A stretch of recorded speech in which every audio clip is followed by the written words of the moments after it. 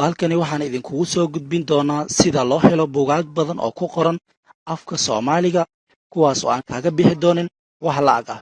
Ugu horreyn soo furo Play Store-ka moobilkaaga kadibna ku qor kaydka buugaagta.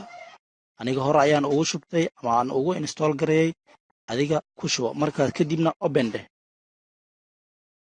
Markaad furatid kadib waxaad arkaysaa buugaag badan oo ku qoran af Soomaaliga kuwaas oo aad ku akhrisan karto adigoon u baahnayn ama kugu xirnayn wax internet ah. sidoo kale barnaamijkan waxaad u adeegsan kartaa qaabka Office-ka ama Microsoft Office oo moobil ahaan ayaad u akhrisan kartaa dokumentiyooyinka kale ee kugu jira moobilkaaga, isla isaga ayaad ku akhrisan kartaa, isaga ayaadna ku kacsan kartaa.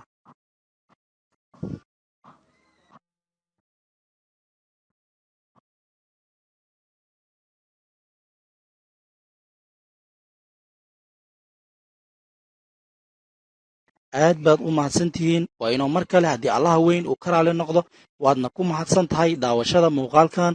fadlan ha ilaabin inaad noo reebto aragtidaada adigoo inoogu reebaya qaybta hoose ee commentiska. mahadsanid.